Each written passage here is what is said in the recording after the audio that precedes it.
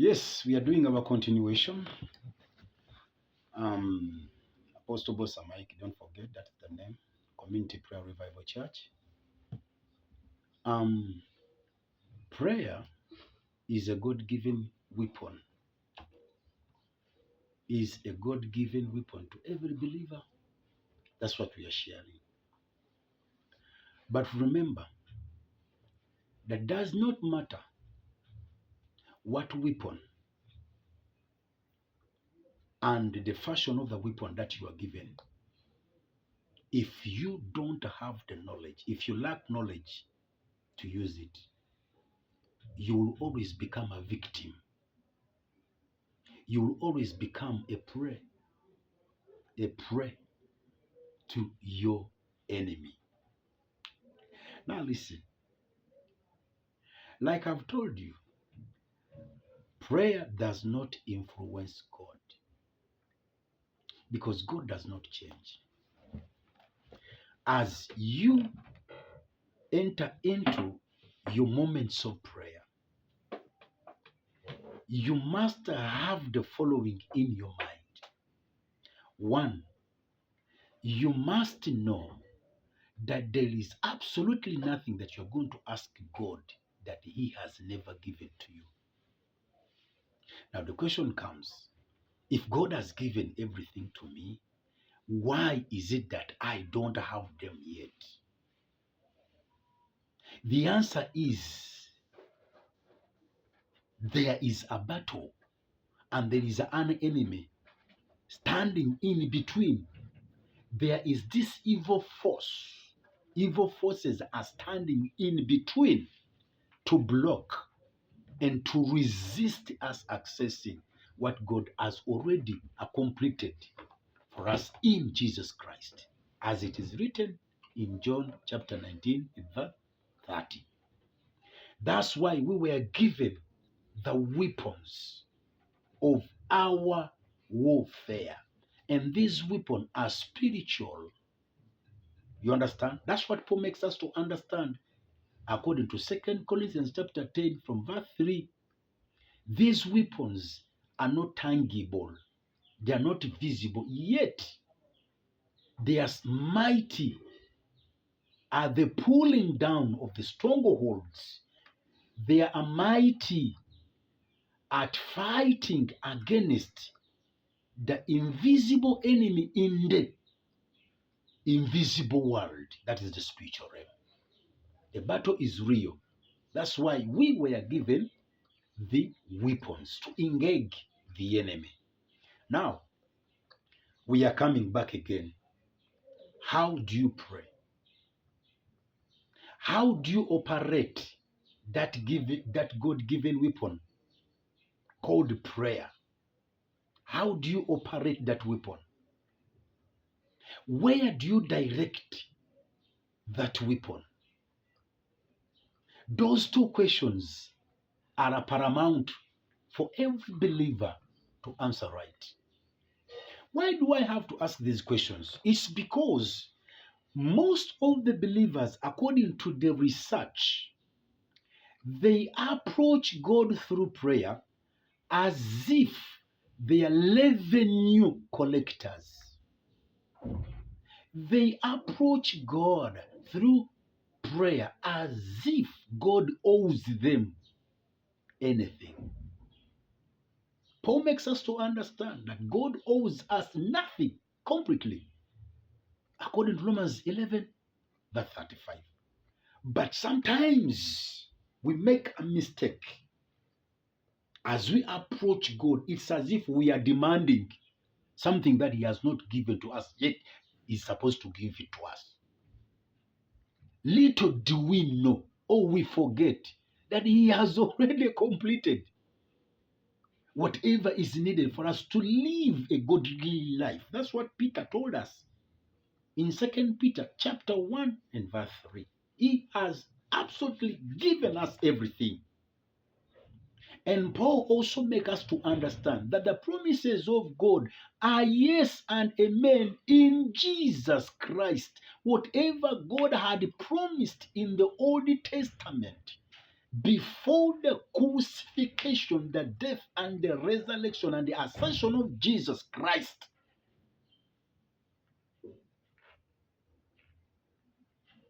He fulfilled every promise that God had promised to us.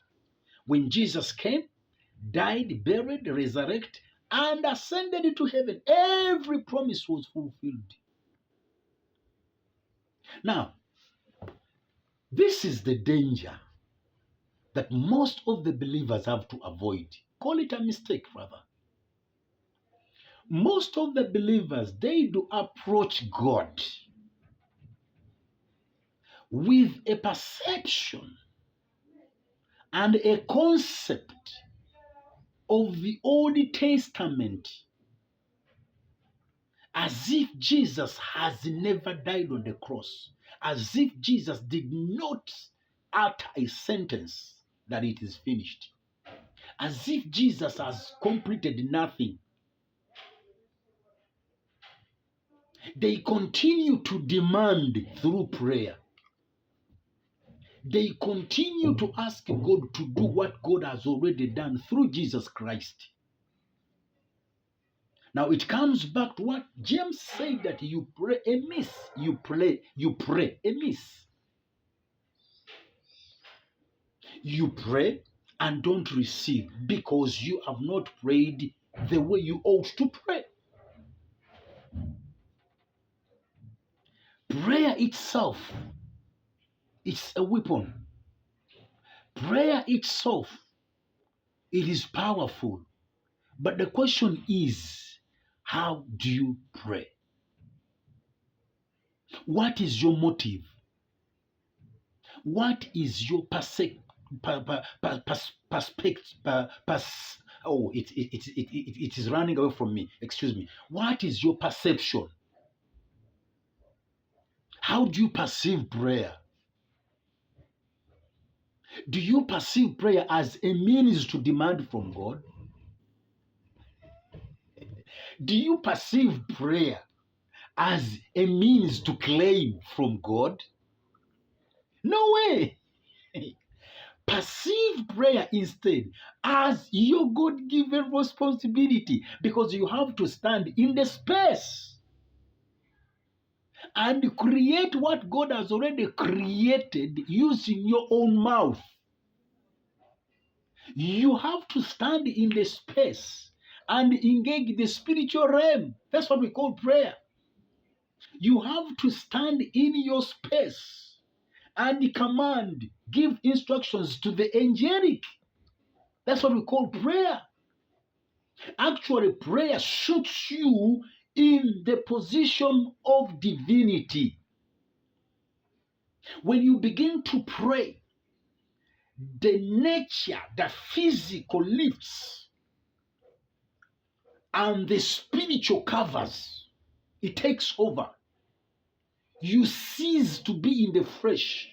You cease to operate in the flesh. You cease to operate in the material world.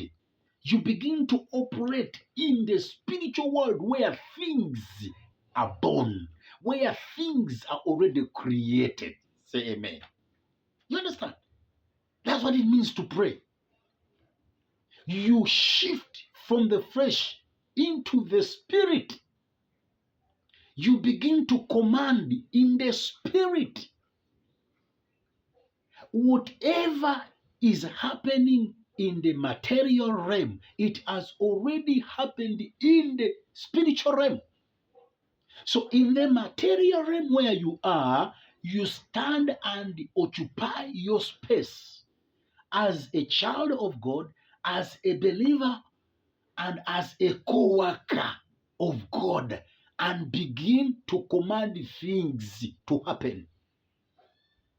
That is to exercise your God-given authority. You exercise your power and your dominion. That's why Jesus said that I will give you the keys. Matthew chapter 16, read from verse 16 to 19. I'll give you the keys of the kingdom. Keys represent authority and power. Every believer has the keys. When you stand in your God-given space in prayer, you are applying the God-given keys through prayer. You are accessing,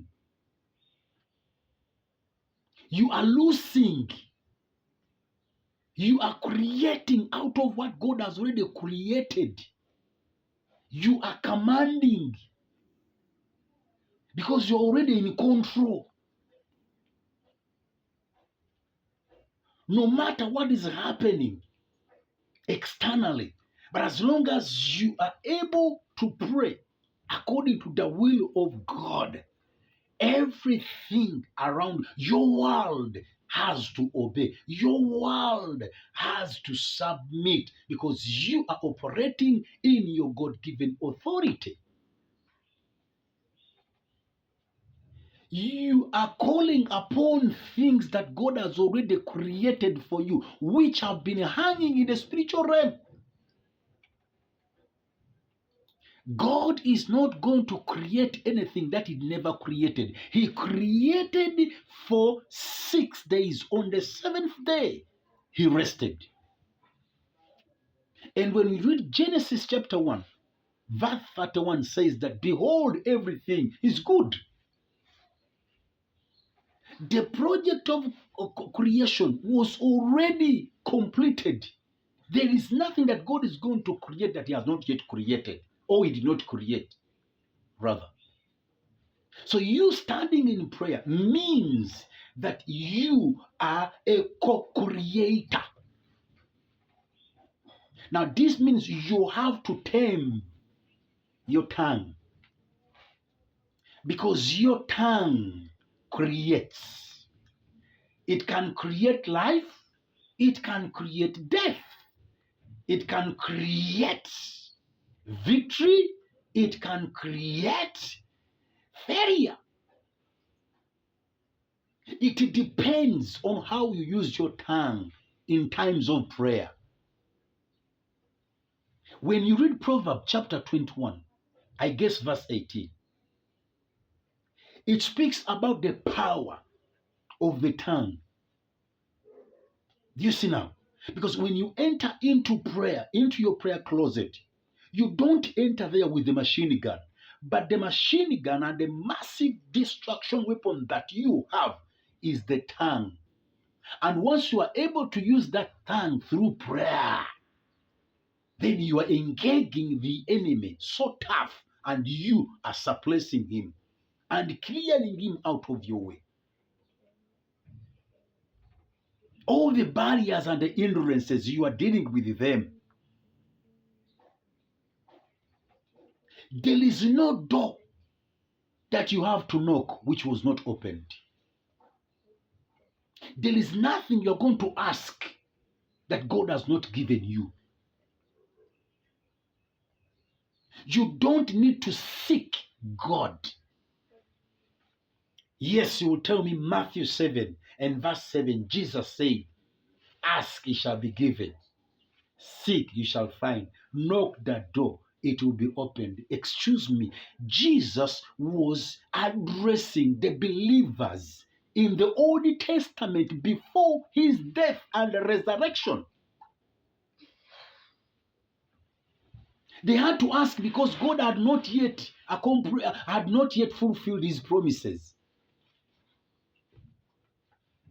They had to seek because God was rare. Now, in the New Testament dispensation, we don't seek God. It is God through Jesus who came to seek for us. He came to seek for us because we were lost. Matthew 10, go and read. When he sent his disciples, the 72, he sent them to the lost sheep of Israel that were lost. In Luke chapter 19, Jesus came to seek for the lost sheep, me and you. So how dare you tell me that when it comes to prayer, you are seeking? He is already there. He's everywhere. He's omnipresent. Anywhere you are, he is there. But I hear some people that I'm going to seek for the Lord. I'm going to the prayer mountain. Excuse me. That mind, your mind is a magnet. That perception is already wrong, is already not right. Because God is everywhere. Actually, as a matter of fact, Jesus, God is in you. You are his temple, you are his carrier.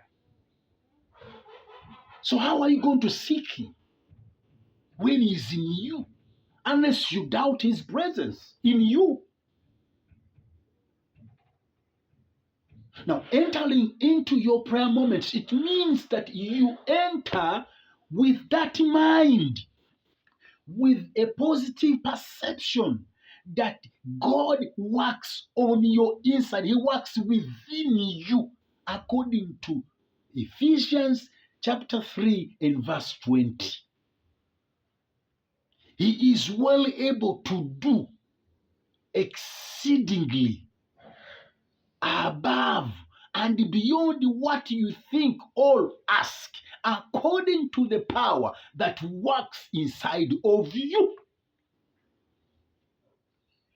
According to the power that works inside of us. Do you understand this? When you enter into the prayer chambers, it means you are already a power station. It means you must switch on that working power. The power is in you. You have to switch it on to affect and effect your environment.